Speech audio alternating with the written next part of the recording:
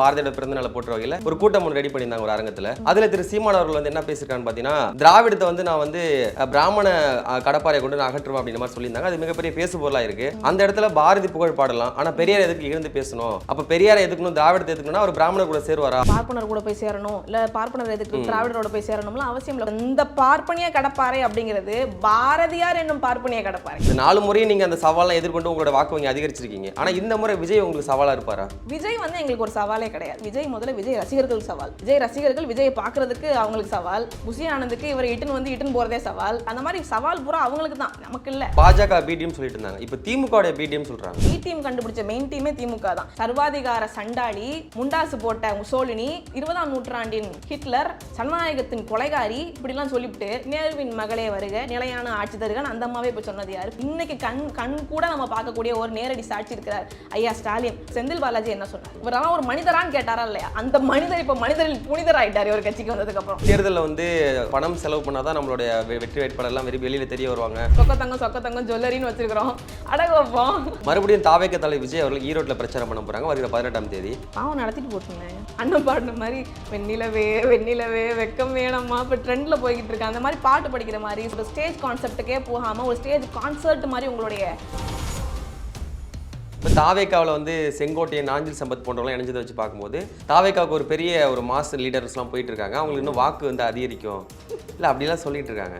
அரசியல் அனாதை ப்ளஸ் அரசியல் அனாதை. அவங்க எவ்வளோ பெரிய பேச்சாளர் நாஞ்சில் சம்பத். ஆமாம், ஐயா அளவுக்கெல்லாம் எனக்கு வயசு இல்லை. ஐயாவுடைய அனுபவத்தில் பாதி கூட என் வயசு இல்லை. ஐயாவை பற்றி தவறாக பேசக்கூடாது அப்படியெல்லாம் சொல்ல முடியாது, அப்படியெல்லாம் விட்டுற முடியாது. அங்கே ஒன்றும் பொழைப்புக்கு வழி இல்லை, வருமானத்துக்கு வழி இல்லை, பார்த்தேன் வந்துட்டேன் அப்படிங்கிறாரு. ஆனால் எந்த கட்சி இது வரைக்கும் தாவேக்கோட கூட்டணிக்கே வரலையே, என்ன காரணம்? இவரை மாதிரி உருப்படாத கட்சிங்க இருப்பாங்க. இவரை மாதிரி கொள்கை கோட்பாடு ஒரு நோக்கமே இல்லாமல் அரசியல் செஞ்சுட்டு இருக்கிறவங்க. அந்த காலத்துலேயும் மாக்காய்க்கா பாடினாங்க, போதையிலே போகுது பார் விடிய விடிய பேரணி, பந்தல் வந்து சேரும் முன்னே மாறி போச்சு கூட்டணி, நம்பர் மட்டும் ஒத்து வந்தா நாயோடும் கூட்டணி, கொள்ளை கூட்டணி, ஒவ்வொன்றுக்கும் என்ன பின்னணி. அப்போ கொள்கைக்கு வர்ற கூட்டம் இல்லை.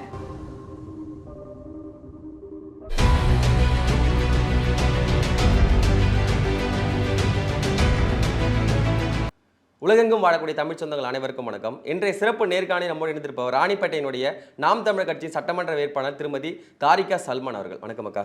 வணக்கம். எப்படி இருக்கீங்க? நலமா இருக்கேன், நீங்க நலமா இருக்கீங்களா? நலமா இருக்கேன்க்கா. ஒவ்வொரு முறையும் நாம் தமிழர் கட்சி ஒரு புதிதாக ஒரு யுத்திகளை கையாளுவீங்க தேர்தல் முறையில். அது மாதிரி ஒவ்வொரு முறையும் கையாண்டு உங்களோட வாக்கு வங்கி தொடர்ந்து அதிகரிச்சுட்டே இருக்கீங்க. அதே மாதிரி ஆணுக்கு பெண் சமம் இல்லை, ஆணும் பெண்ணுமே சமம் தான்ட்டு ஆணுக்கு பெண் சமமாக வேட்பாளரை 117 வேட்பாளர் அறிமுகப்படுத்துவீங்க. இந்த முறை அதே மாதிரி 117 வேட்பாளர் அறிமுகப்படுத்துறீங்களா இல்லை அப்படி தான் களம் காண போறீங்களாக்கா? தேர்தலை பொறுத்த வரைக்கும் எங்களுக்கு தேர்தல் வியூக வகுப்பாளர் வச்சோ இல்லை தேர்தல் வியூகம்னு தனியாக ஒன்று நாங்கள் போட்டோ செயல்படுறது கிடையாது. மக்கள்கிட்ட நாங்கள் எங்களுடைய கருத்துக்கள் நாங்கள் எடுத்து வைக்கிறோம், எங்களுடைய கொள்கைகளையும் கோட்பாடுகளையும் மக்களிடத்தில் நாங்கள் எடுத்து வைக்கிறோம். அதுவே எங்களுக்கு மிகச்சிறந்த ஒரு வியூகமாக இருக்குது. இப்போ இது வரைக்கும் நாம் தமிழர் கட்சிக்கு கிடைச்ச எல்லா வாக்குகளுமே வந்து ₹1 ஓட்டுக்கு காசு கொடுக்காம எங்களுக்கு கிடைச்ச ஒரு வாக்கு அப்படிங்கும் போது ஆர்கானிக் ஓட்டர்ஸ் அவங்க எல்லாருமே. அப்போ நாங்கள் எங்களுடைய கருத்துக்களை சொன்னாலே போதுமே ஒழிய தனியாக அதுக்கான வியூக வகுக்கிறதோ இல்லை வியூக வகுப்பாளர்களோ இல்லை நம்ம கைபேக் மாதிரி ஒரு பெரிய டீமோ தேவைப்படாது நிச்சயமா. அதே மாதிரி பெண் வாக்காளர்கள் வேட்பாளர்கள் நீங்கள் கேட்டிருந்தீங்க. இந்த தேர்தலில் மட்டும் இல்லை, எந்த தேர்தலாக இருந்தாலும் நாம் தமிழர் கட்சி சந்திக்கக்கூடிய எல்லா தேர்தல்கள்லையுமே ஆணுக்கு பெண் சமம் இல்லை, ஆணும் பெண்ணும் சரிநிகர் சமம் அப்படின்னு 117 ஆண் வேட்பாளர்களையும் 117 பெண் வேட்பாளர்களையும் அது மாதிரி பாராளுமன்ற தேர்தலையும் சரிசமமாக நாங்கள் கொடுத்துட்டு தான் இருக்கிறோம். தர்க்க ரீதியாக கருத்தியல் ரீதியாக நாம் தமிழர் பெண் பிள்ளைகளை வெல்றதுக்கு யார் இருக்கிறா? தர்க்க ரீதியாக வந்து வெண்டுட்டு போட்டுமே, பணம் விட்டுருங்க, பொருளாதாரத்தை விட்டுருங்க. தர்க்க ரீதியாக நாங்கள் உண்மையும் நேர்மையுமாக மக்கள் இடத்துல போய் எங்களுடைய கட்சியின் கொள்கைகளையும் கோட்பாடுகளையும் நாங்கள் முன்வைக்கும் பொழுது தர்க்கம் பண்ணி ஜெயிச்சுட்டு போட்டுங்கிறேன். ஆனால் ஒவ்வொரு முறையும் உங்களுடைய வாக்கு வங்கி அதிகரிச்சுட்டே இருக்கு. இந்த முறை அது அதிகரிக்காதுன்னு சொல்றாங்க நிறைய பேர். 8% தாண்டதே பெருசு சீமான் அப்படிங்கிறாங்க. அது எப்படி? 2016 முதல் முறை நாங்கள் வந்து களம் காணும்போது இந்த தேர்தலோட இந்த கட்சி முடிஞ்சு போயிடும் அப்படின்னாங்க. அது மாதிரி மக்கள் நல கூட்டணி வேற வலுவா அமைஞ்சிது அந்த டைம். அது முடிஞ்சு போச்சு இல்லை, இன்னைக்கு எங்களை 2016 வந்து முடிஞ்சு போயிடும் இந்த கட்சி அப்படின்னாங்க. அதை தாண்டி நாங்கள் 2019க்கு வந்தோம், 21, 24, இப்போ நாங்கள் 26க்கு வரோம். அப்போ ஒவ்வொரு முறையும் நாங்கள் களம் காணும் பொழுது நாம் தமிழர் கட்சி இந்த தேர்தலோட முடிஞ்சிடும், இந்த தேர்தலோட நாம் தமிழர் கட்சி ஒழிஞ்சிடும், சீமானதுக்கு அப்புறம் அரசியல் பேச மாட்டாரு, ஒவ்வொரு விதமான விமர்சனங்கள் வரத்தானே செய்யுது. அப்படி சொல்றதுதான் இன்னும் சொல்லுங்க, அதுதான் எங்களுக்கு ஒரு ஊக்கம், அதுதான் எங்களுக்கு ஒரு ஃபியூவல் ஆக்சுவலா. ஸோ அதனால நிச்சயமாக அதை இப்படி தான் ஒவ்வொரு முறையும் சொல்றாங்க, இதை தாண்டி தான் ஒவ்வொரு முறையும் நாங்கள் வந்துகிட்டு இருக்கோம் அப்படிங்கிறது எங்களுடைய வளர்ச்சியே இதற்கான பதில். இப்போ 2026 ஒரு வளர்ச்சியை நோக்கி போய்கிட்டு இருக்க ஒரு கட்சி எப்படி வீழ்ச்சி அடையும்? சாத்தியம் இல்ல. கண்டிப்பா. யார் வந்தாலும் விஜய் வரட்டும், இன்னும் கமல்ஹாசன் வரட்டும், ஸ்ருதிஹாசன் வரட்டும், யார் வேணா வரட்டும், அதெல்லாம் பிரச்சனை கிடையாது. நாங்க வளர்ச்சியை நோக்கி போயிட்டு இருக்கக்கூடிய கட்சி. நாம் தமிழர் கட்சிக்கு இருக்கக்கூடிய வாக்குகள் அப்படிங்கிறது வந்து எங்களுடைய கொள்கைக்கும் கோட்பாடுக்கும் உடைய வாக்கே தவிர இது அதிகாரத்துக்குள்ள வாக்கு கிடையாது. விஜில் அப்படின்ற ஒரு அமைப்பு வந்து ஆர்எஸ்எஸ் பின்னணி கொண்ட அமைப்பு. அந்த அமைப்பு வந்து பாரதியோட பிறந்த நாளை போற்ற வகையில் ஒரு கூட்டம் ஒன்று ரெடி பண்ணியிருந்தாங்க ஒரு அரங்கத்தில். அதில் திரு சீமான் அவர்கள் வந்து என்ன பேசியிருக்கான்னு பார்த்தீங்கன்னா, திராவிடத்தை வந்து நான் வந்து பிராமண கடப்பாறையை கொண்டு நான் அகற்றுவேன் அப்படின்ற மாதிரி சொல்லியிருந்தாங்க. அது மிகப்பெரிய பேசு பொருளாக இருக்குது. அந்த இடத்துல பாரதி புகழ் பாடலாம், ஆனால் பெரியார் எதுக்கு இழந்து பேசணும், அப்போ பெரியாரை எதுக்கணும், திராவிடத்தை எதுக்கணும்னா அவர் பிராமணர் கூட சேருவாரா, ஆரியத்து கூட சேருவாரா அப்படின்ற மாதிரி பேசிட்டு இருக்காங்க. சீமான் அண்ணன் திராவிடத்தை எதிர்க்கிறதுக்கும் பார்ப்பனியத்தை எதிர்க்கிறதுக்கும் பார்ப்பனர் கூட போய் சேரணும், இல்லை பார்ப்பனர் எதிர்த்து திராவிடரோட போய் சேரணும்லாம் அவசியம் இல்லை. கூட்டு சேர்ந்து பயணிக்கக்கூடிய ஆளோ இல்லை கூட்டு சேர்ந்து பயணிக்கக்கூடிய ஒரு தலைவனையோ அவர் தலைவனாக ஏற்று இந்த களத்துக்கு வரலை அப்படிங்கும் பொழுது உண்மையும் நேர்மையும் கொண்டு 15 ஆண்டு காலமாக இந்த அரசியல் களத்தில் தனி ஒரு சிங்கமாக நிற்கிறார். ஒரு கட்சி 2 கட்சி எதிர்த்து இல்லைங்க, 28 கட்சிகளை எதிர்த்து 28 பேர் அந்த பக்கம் நிற்கிறாங்க. அண்ணன் சீமான் ஒருத்தர் தான் அந்த பக்கம் நிற்கிறார். தனி ஆண்மகனாக களம் காணக்கூடியவர். இவருக்கு போயிட்டு அண்ணன் சீமானுக்கு போய் நீங்கள் வந்து பார்ப்பனியத்தை எதிர்க்கணும், திராவிடத்தை எதிர்க்கணும்னா அது முக்கியமாக பார்ப்பனியத்தோட கை கோர்ப்பாரா, ஆர்எஸ்எஸோட கை கோர்ப்பாராங்கன்னா இதெல்லாம் வந்து சும்மா விவாதத்துக்கு கூட வாயால கூட சிரிக்காது வையகம். அப்படிப்பட்ட ஒரு விஷயம். அதாவது அவர் என்ன சொல்றாரு அண்ணன், நீ ஆண்டாண்டு காலமா கட்டி எழுப்புன உன்னுடைய திராவிட கோட்டையை எந்த பார்ப்பனியத்துக்கு எதிராக நான் கட்டினேன் நீ வந்து பொய் சொல்லி கட்ட ஆரம்பிச்சியோ அதை அதே பார்ப்பனத்தை வச்சு நான் அடிப்பேன், அது அந்த கடப்பாறையை வச்சு நான் இடிப்பேன் அப்படிங்கிறாரு. அதுக்கு அர்த்தம் என்ன அப்படின்னா பார்ப்பனியத்தை கையில் எடுக்க போறாரு, பார்ப்பனர்களை கட்சியில சேர்க்க போறாரு. விதவிதமா இப்ப இன்னைக்கு விடுஞ்சா வேற மாதிரி ஆகும், மீம்ஸ் வரும், ட்ரோல் வரும், அதெல்லாம் வேற. அதுக்கு இந்த பார்ப்பனிய கடப்பாறை அப்படிங்கிறது பாரதியார் என்னும் பார்ப்பனிய கடப்பாறை, பாரதியார் என்னும் கடப்பாறை. ஆனா அது அப்படி புரிஞ்சுக்கப்படல. அது புரிஞ்சுக்க மாட்டாங்க. அப்படி அந்த பாரதியாருடைய மேடையில பாரதியாருடைய புகழ் பத்தி பேசிக்கிட்டு இருக்கிறாரு. அந்த இடத்துல தான் இந்த கருத்தையும் பதிவு செய்கிறாரு. பாரதியார் என்னும் கடப்பாறையை கொண்டு தான் அவர் இடிக்க போகிறார், நாங்கள் சொல்கிறோம் கேளுங்கள். இவங்க என்ன சொல்றாங்க, தமிழ்நாட்டுக்கு நாங்க தான் தமிழ்நாடுன்னு பேர் வச்சோம் அப்படிங்கிறாங்க. செந்தமிழ் நாடனும் போதினிலே இன்ப தேன் வந்து பாயுது காதினிலேன்னு பாடினவர் யார்? சுதந்திரத்துக்கு முன்னாடியே பாடினவர். வந்தே மாதரம் என்று சொல்வோம், ஆனால் எங்க மாநில தாயை வணங்குதும் என்போம். அப்படின்னா சுதந்திரம் கிடைக்கிறதுக்கு முன்னாடியே தன் உரிமை தன் தீர்வு இன்னைக்கு நம்ம பேசிட்டு இருக்கக்கூடிய மாநில உரிமைகளை அன்னைக்கே பேசிவிட்டார். நாங்க வந்தே மாதரமும் சொல்லுவோம், எங்களுடைய மாநில தாயை வணங்குவோம் அப்படின்னு சொல்லிவிட்டார். அப்ப அவரே பார்ப்பனியத்துக்கு எதிரானவர் தான், உங்களுக்கு தெரியாதது இல்லை.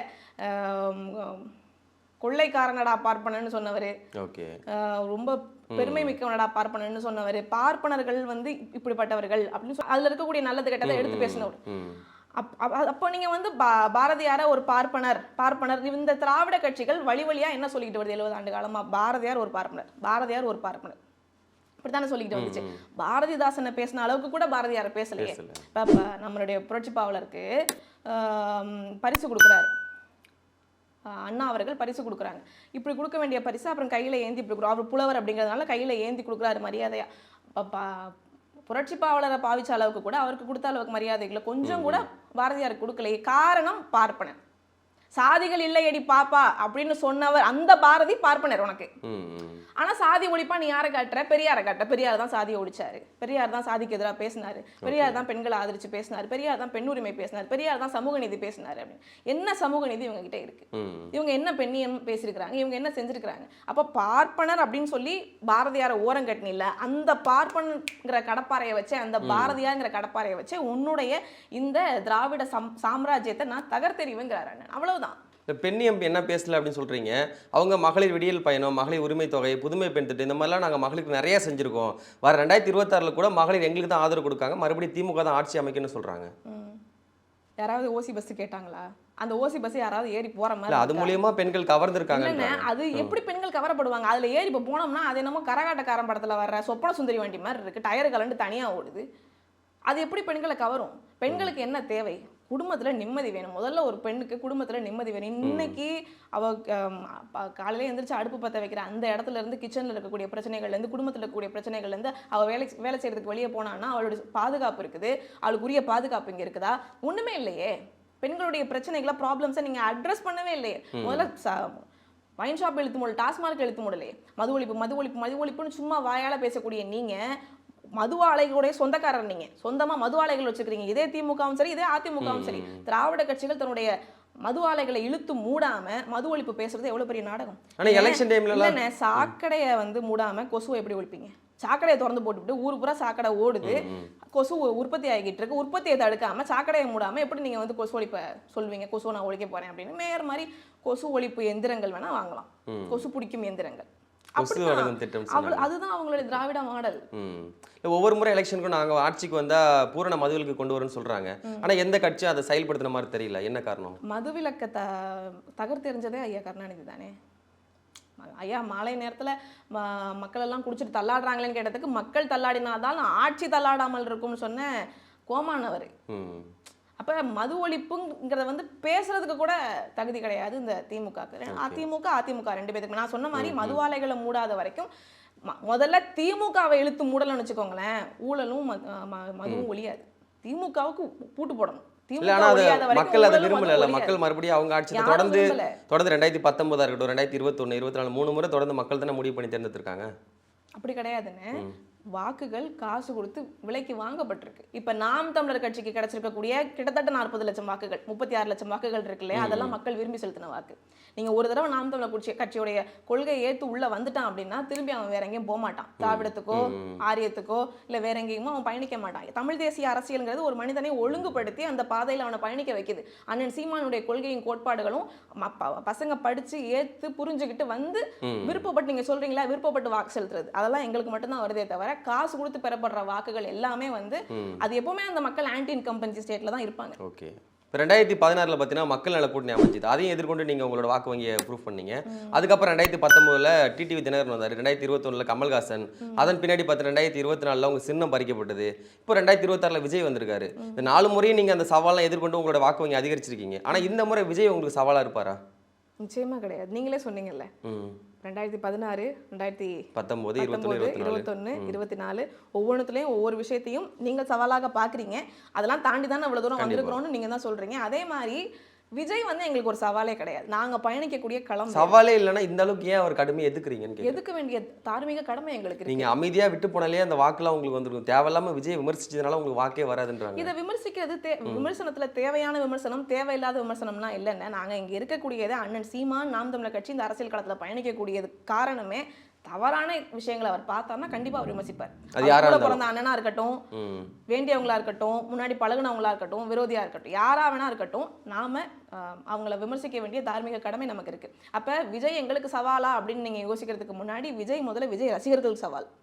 விஜய் ரசிகர்கள் விஜயை பார்க்கறதுக்கு அவங்களுக்கு சவால். புசி ஆனந்துக்கு இவரை இட்டுன்னு போறதே சவால். அங்கே இருக்கக்கூடிய மற்ற ஆள் இந்த புதுசாக போய் சேர்ந்திருக்காருல ஐயா நாஞ்சில் சம்பத், அவருக்கெல்லாம் விஜயோட ஒரு இணக்கமான போக்கில் கொண்டு போகிறது ஒரு 10 நாளைக்கு மேலே அந்த கட்சியில் பயணிக்கிறதே சவால். அந்த மாதிரி சவால் பூரா அவங்களுக்கு தான், நமக்கு இல்லை. முன்னுக்கு பின் முரணா மாற்றி நிறைய விஷயங்கள் பேசுறாரு. திமுக எதிர்ப்பு வந்து கொண்டு வராரு. அப்புறம் பார்த்தீங்கன்னா முத்தோட இறப்புக்கு போயிட்டு திமுக வீட்டிலே போய் ஸ்டாலின் அவர் சந்திக்கிறாரு.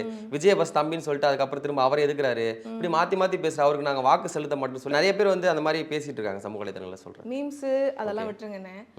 என்ன மாற்றி பேசினார்? முக்கியமாக மிகப்பெரும் விமர்சனமாக சீமான் இப்படி மாத்தி பேசிட்டாருங்க, அபத்தத்துலயும் பெரிய அபத்தம். என்ன பேசினார் சொல்ல? பெரியார சொல்றாங்க, அதுக்கப்புறம் ஸ்டாலினை போய் சந்திச்சதை சொல்றாங்க, விஜய் எதிர்ப்பு சொல்றாங்க. இது 3 தான் பெரும்பான்மையா சொல்றது. அண்ணே ஸ்டாலின் அவர்களை போய் சந்திச்சது திடீர்னு ஒரு நாள் ஒரு டின்னர் டேட்டுக்கோ இல்ல லஞ்சுக்கோ போய் சந்திக்கல. எதுக்கு சந்திச்சாங்க? முத்து அவர்களுடைய இறப்பு. உங்களுக்கு நான் ஒரு விஷயம் தெளிவா சொல்றேன். கோவையில ஐயா பாட்ஷா பாய் இருக்கிறாங்க இல்லையா, அவங்க இறந்து போனப்ப அண்ணன் போய் சந்திக்கிறாங்க, மவுத்துக்கு போறாங்க, அதாவது அவங்க இறப்பு போய் பார்த்துட்டு வர்றதுக்காக போறாங்க. அப்போ போகும்போது என்னுடைய அப்பா பாட்ஷா பாய்ன்னு சொல்றாங்க. சொன்ன உடனே இந்த திமுக இந்த திராவிட கும்பல் எல்லாம் கிளம்புது, தீவிரவாதி அப்பான்னு சொல்றாரு. ஒரு தீவிரவாதியோட இறப்புக்கு போயிட்டு வராரு, இவருக்கு அப்பா தீவிரவாதியா அப்படின்னு கேட்டாங்களா இல்லையா? அந்த பக்கம் போய் ஒரு இஸ்லாமியருடைய மரணத்துக்கு பார்த்துட்டு வந்தா தீவிரவாதின்னு பேர் வருது அண்ணனுக்கு, அப்ப இவர் தீவிரவாதியா அப்படிங்கிறாங்க. இந்த பக்கம் ஒரு அரசியல் ரீதியாக ஒரு அரசியல் மாண்புக்காக தன்னோட பயணிக்கக்கூடிய ஒரு சக அரசியல்வாதிங்க, அவரு ஒரு அரசியல் கட்சி தலைவருங்க. அவர் வீட்டில் நடந்த ஒரு துக்கம் ஒரு கேதத்தை போய் விசாரிக்க போனா உடனே திமுகவுடைய பி டீம். இந்த பி டீம் இருக்கு இல்லையா, இந்த பி டீம் எல்லாம் உருவாக்குன மெயின் டீமே திமுக தான். ஆரம்பத்துல இந்த பிறல் நாக்கு, 4 நாக்கு பேசுறது, 2 நாக்கு பேசுறது, பிளவு நாக்கு பேசுறது, இந்த பேச்செல்லாம் வந்து திமுகவுடைய இது அவங்க ரத்தத்துல ஊர்னது. ஒண்ணும் இல்ல, நீங்கள் இந்திரா காந்தி அம்மையார் என்ன சொன்னீங்க? தடியோடு வா, கொடியோடு வா, தடியில் கொடி கட்டி வா, கூப்பிட்டீங்களா இல்லையா? அப்புறம் 3 மாதம் கழிச்சு என்ன செஞ்சீங்க? நேருவின் மகளே வருக, நிலையான ஆட்சி தருக, கூப்பிட்டீங்களா இல்லையா? சர்வாதிகாரி அந்த அம்மாவை, சர்வாதிகாரி, சர்வாதிகார சண்டாளி, இந்த வார்த்தையை நீங்கள் கவனிக்கணும். சண்டாளன்கிற ஒரு வார்த்தையை பயன்படுத்தினாங்கன்னு துரைமுருகன் அண்ணன் மேலே கேஸ் போட்டாங்களா இல்லையா? வழக்கு போட்டாங்களா இல்லையா? இதை வந்து 1975 சொன்னது யார்? சர்வாதிகார சண்டாளி, முண்டாசு போட்ட முசோலினி, 20ஆம் நூற்றாண்டின் ஹிட்லர், ஜனநாயகத்தின் கொலைகாரி, இப்படிலாம் சொல்லிவிட்டு நேருவின் மகளே வருக, நிலையான ஆட்சி தருகன்னு அந்த அம்மாவே இப்போ சொன்னது யார்? பிறழ்நாக்குடையவர்கள் யார் இங்கே? பரதேசி பண்டாரங்கச்சேரின்னு சொல்லி கட்சின்னு சொல்லி பிஜேபியை விமர்சிச்சுட்டு, பார்ப்பனர்களின் கட்சி அப்படின்னு சொல்லி பிஜேபி விமர்சிச்சுட்டு, இன்னும் சொல்ல முடியாத வார்த்தையிலெல்லாம் விமர்சிச்சுட்டு போய் வாஜ்பாய் மாதிரி ஒரு நல்லவர் உண்டா? அவங்கள போய் கூட்டணி வச்சது யார்? இன்னைக்கு வேணாம், பழைய கதைக்கெல்லாம் நீங்கள் போகாதீங்க, அதெல்லாம் சொன்னால் காதை மூடிக்கிறாங்க. இன்னைக்கு கண் கூட நம்ம பார்க்கக்கூடிய ஒரு நேரடி சாட்சி இருக்கிறார் ஐயா ஸ்டாலின். நம்ம இவர் செந்தில் பாலாஜி என்ன சொன்னார்? இவரெல்லாம் ஒரு அமைச்சராங்கிறது பார்க்கறதுக்கு முன்னாடி இவரெல்லாம் ஒரு மனிதரா கேட்டாரா? இவரெல்லாம் ஒரு மனிதரான்னு கேட்டாரா இல்லையா? அந்த மனிதர் இப்போ மனிதரில் புனிதர் ஆயிட்டார் இவர் கட்சிக்கு வந்ததுக்கு அப்புறம். இப்போ என்னென்ன புகழாரம் அவருக்கு இந்த மாநாட்டில்? அவர் இந்த கட்சிக்கு வந்ததுக்கு அப்புறமா, இவங்க கட்சிக்கு வந்ததுக்கு அப்புறமா அதே டாஸ்மார்க்கை தூக்கி, எந்த டாஸ்மார்க்கை சொல்லி அவர் விமர்சிச்சாரோ, எந்த ஊழல் வழக்கை அவர் மேலே சொல்லி விமர்சிச்சாரோ, அதே ஊழல்வாதியை இவங்க கட்சியில் வந்ததுக்கு அப்புறமா டாஸ்மார்க்கை தூக்கி கொடுத்துவிட்டு, இன்னும் ஊழல் செய்ய வச்சுட்டு, பாட்டிலுக்கு 10 ரூபா வாங்கி குடிச்சுட்டு, இவங்களாம் என்ன பேசுறதுக்கான என்ன அருகதை இருக்கு இவங்களுக்கு? முதல்ல அவங்கள பாஜக பிடிஎம் சொல்லிட்டு இருந்தாங்க, இப்போ திமுக பிடிஎம் சொல்றாங்க. இன்னும் கூட நாளைக்கு புது கட்சி வந்துச்சு வச்சுக்கோங்களேன், அதுக்கு பி டீம் சொல்றதுக்கும் வாய்ப்பு இருக்கு. திமுக பாஜக இந்த 2 பி டீமுக்கு நான் சொல்றேன்ல, பி டீம் கண்டுபிடிச்ச மெயின் டீமே திமுக தான். நீங்க திமுகவை விமர்சிச்சீங்க அப்படின்னா பாஜகவின் பி டீம் நாங்க. நாம் தமிழர் கட்சி திமுக விமர்சிச்சுன்னு வைங்களேன், பாஜகவுடைய பி டீம் அவங்க சொல்லி தான் அவங்க விமர்சிக்கிறாங்க.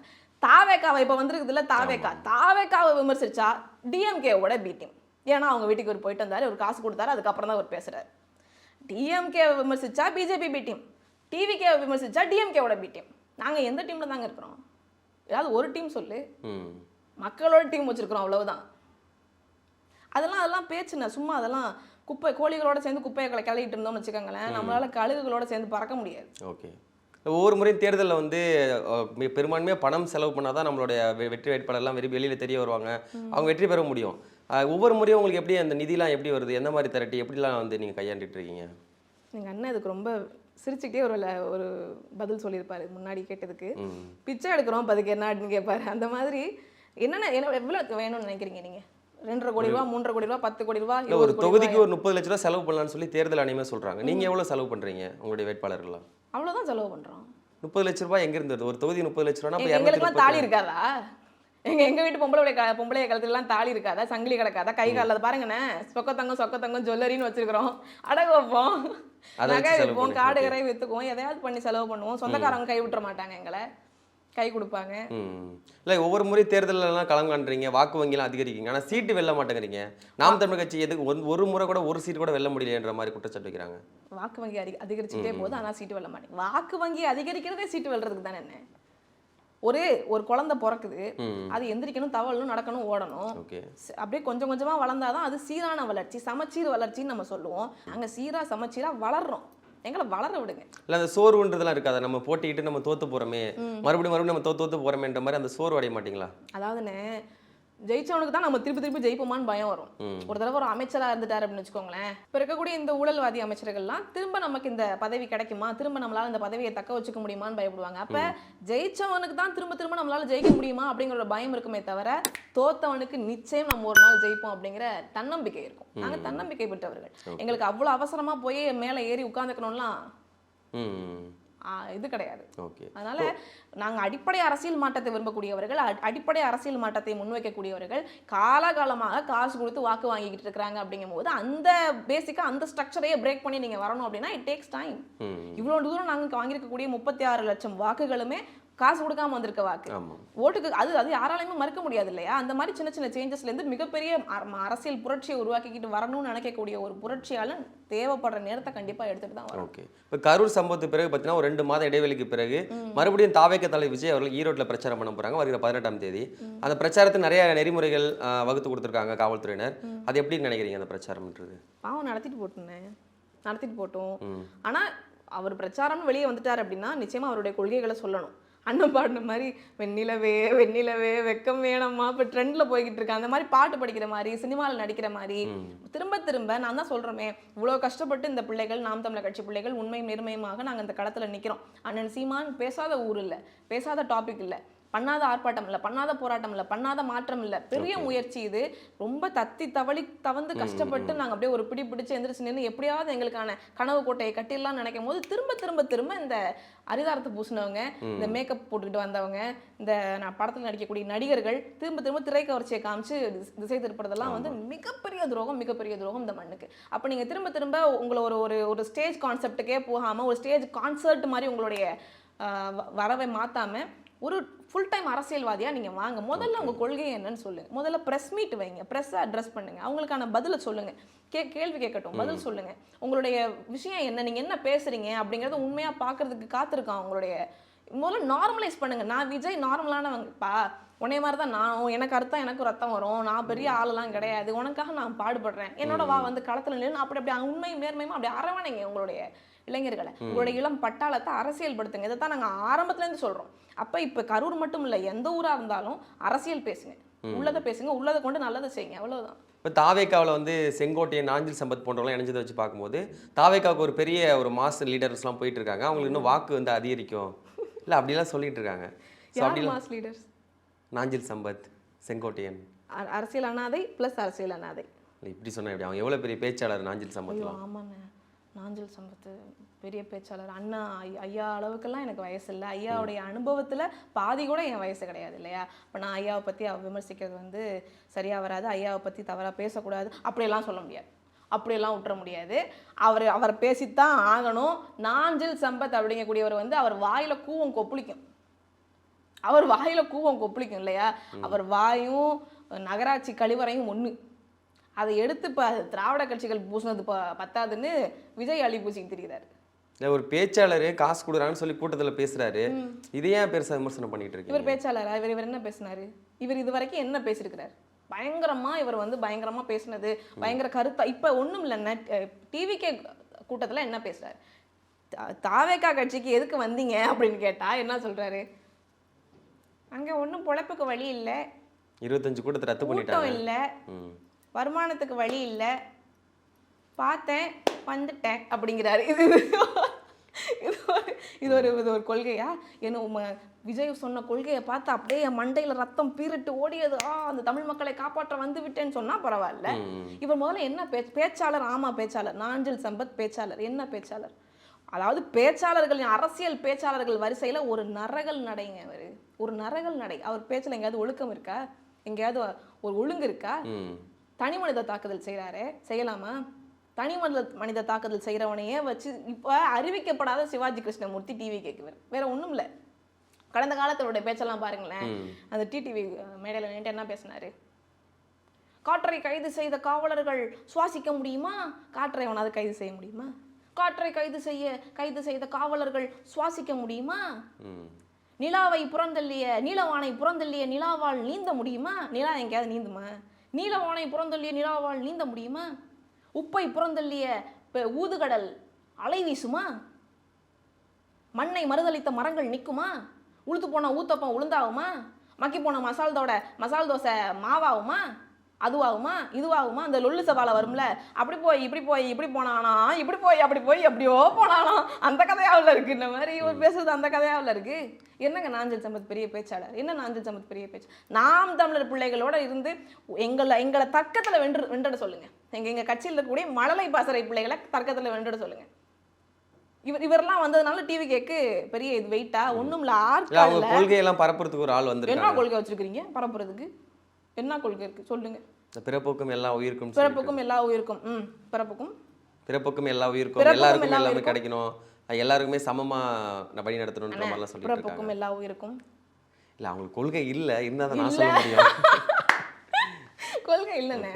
அது வந்து கொள்கை இல்லாம வெறும் திரைக்கவர்ச்சியை வச்சு வர்றதுங்கிறது தான் நாங்கள் இப்போ சொல்கிறோம். அது ஆபத்தானது. அது போய் இப்போ 41 உயிரை மட்டும் வாங்காது. தமிழ்நாட்டில் பாதி பேர் இருக்க மாட்டாங்க. இப்போ கூட சீமான் அவர்கள் பாரதியார் கூட்டத்தில் சொல்லியிருந்தாங்க, பாரதி வந்து படத்தில் நடிக்கலாம் இங்கேயும் கூட்டம் வந்திருக்கோம் அப்படின்னு சொல்லியிருந்தாங்க. பாதி அரங்கு தான் நிறைஞ்சிருந்துச்சு இல்லையா? அதனால அதை தான் நாங்கள் திரும்ப திரும்ப சொல்றோம். அப்போ நாஞ்சில் சம்பத் வந்ததுனாலயோ இல்ல அவரு ஐயா செங்கோட்டையன் வந்ததுனாலயோ இவங்களுக்கு வந்து தொல்லை தலைவலி தானே தவிர இது பெரிய அவங்களுக்கு வளர்ச்சியை கொடுக்காது, இந்த கட்சியை அடுத்த இடத்துக்கு கொண்டு போகாது. இப்போ நான் என்ன சொல்றேன் தெரியுமா, தாவேக்கா வந்து ஒரு முன்பாரம் இல்லாத வண்டி. மாட்டு வண்டி பார்த்துருக்கீங்களா? மாட்டு வண்டியில முன்பாரம் இருக்காதுன்னா வண்டி கொடசாஞ்சிரும். வண்டி பின்னாடி பாரம் ஏத்த முன்னாடி மாடு ரெண்டும் தூக்கிட்டு போயிரும், கொடசாஞ்சிரும். அதுக்காக என்ன பண்ணுவாங்கன்னா முக்காணினா முன்னாடி முன்பக்கத்துல ஒரு சின்ன ஒரு கல்லை தூக்கி வைப்பாங்க முன்பாரம், இல்லைன்னா கல்லை கட்டி தொங்க விடுவாங்க பாரத்தை சமம் பண்றதுக்காக. அது என்னைக்கா இருந்தாலும் கொடசாயிர வண்டி தாங்கிறதுனால முன்பாரமா தூக்கி வச்சிருக்காங்க. ஒரு கட்டத்துல பாரம் ஏறவும் இறங்கவும் சமனாகவும் இதை தள்ளி விட்டுருவாங்க. ஓகே. ஆனா எந்த கட்சி இது வரைக்கும் தாவேக்கோட கூட்டணிக்கே வரலையே, என்ன காரணம்? ஏன் வருவாங்க இப்போ ஏன் வரணும்? வருவாங்க, தேர்தல் நேரத்தில் வருவாங்களா? இவர மாதிரி உருப்படாத கட்சிங்க இருப்பாங்க, இவர மாதிரி கொள்கை கோட்பாடு ஒரு நோக்கமே இல்லாம அரசியல் செஞ்சுட்டு இருக்கிறவங்க, நோட்டுக்கும் சீட்டுக்கும் உள்ளவங்க. ஆனா நீங்க கூட்டணியை பத்தி மட்டும் கடைசி நேரம் வரைக்கும் நீங்க பேசவே முடியாது, ஒரு முடிவுக்கே வர முடியாது. இந்த கட்சி இவங்களோட தான் சேரும் அப்படிங்கிற. அதுக்கு வந்து அந்த காலத்திலேயே மாக்காய்க்கா பாடினாங்க. வைகோவோட கட்சியில அப்ப வந்து விடிய பேரணி நடந்துச்சு, ஒரு பெரிய ஃபேமஸான விஷயம். போதையில போகுது பார் விடிய பேரணி, பந்தல் வந்து சேரும் முன்னே மாறி போச்சு கூட்டணி, நம்பர் மட்டும் ஒத்து வந்தா நாயோடும் கூட்டணி, நம்பர் மட்டும் ஒத்து வந்தா நாயோடும் கூட்டணி, கொள்ளை கூட்டணி ஒவ்வொன்றுக்கும் என்ன பின்னணி. அப்ப கொள்கைக்கு வர்ற கூட்டம் இல்ல, கொள்ளை அடிக்கிறதுக்கு எல்லாம் சேர்ந்து ஒன்னா வைக்கிற கூட்டணி. அதனாலதான் நாம் தமிழர் கட்சி இன்னைக்கு வரைக்கும் எங்களுக்கு இந்த தேசிய கட்சிகளோடும் திராவிட கட்சிகளோடும் ஒட்டும் இல்ல, உறவும் இல்ல. நாங்க தனித்து களம் காண்றோம். தனித்து நின்று இந்த அரசியல் களத்துல வெல்ல முடியுமா? ஏன் முடியாது? வென்றெடுக்கிறதுக்கு அரசியல் அதிகாரத்தை கையில பிடிக்கிறதுக்கு யாருடைய துணையும் தேவையில்லை. எங்க தேசிய தலைவர் எத்தனை நாடு ஒன்னா சேர்த்துக்கிட்டு போராடினாரு? அவர் எத்தனை நாடு ஒண்ணு சேர்த்துக்கிட்டாரு? என் கூட வாங்க, எனக்கு உதவி செய்யுங்க, என் கூட நில்லுங்கன்னு எத்தனை நாடு கேட்டார்? தனி ஒரு ஆண்மகனாக களம் கண்டாரா இல்லையா? அதுதான் நம்ம வீட்டுக்குள்ள நமக்கு தேவையான நம்ம பொருளை வாங்குறதுக்கு பக்கத்து வீட்டுக்காரங்களாம நம்ம கூட்டிட்டு போவோம், எதிர் வீட்டுக்காரங்களாம நம்ம கூட்டிட்டு போவோம். அந்த மாதிரி தான் நம்ம உரிமைகளை என்ன பசிச்சா நம்ம தானே சாப்பிட்றோம், மூச்சு விடுறதுக்கு நம்ம தானே மூச்சு விடுறோம், நம்ம மூச்சு நம்ம தானே இழுத்து விடுறோம். அந்த மாதிரி நம்மளோட உரிமைகளுக்காக நம்ம தானே போராடணும். அடுத்தவங்களை நீங்க வாங்கலாம் சேர்க்க முடியாதுல்ல. ஓகே, உங்களோட நேரத்தை ஒதுக்கி நிறைய தகவல்களை பகிர்ந்தீங்க, மிக்க மகிழ்ச்சி. நன்றி அக்கா. நன்றி. சாட்டை எடுத்து நாட்டை திருத்து இளம் தலைமுறை.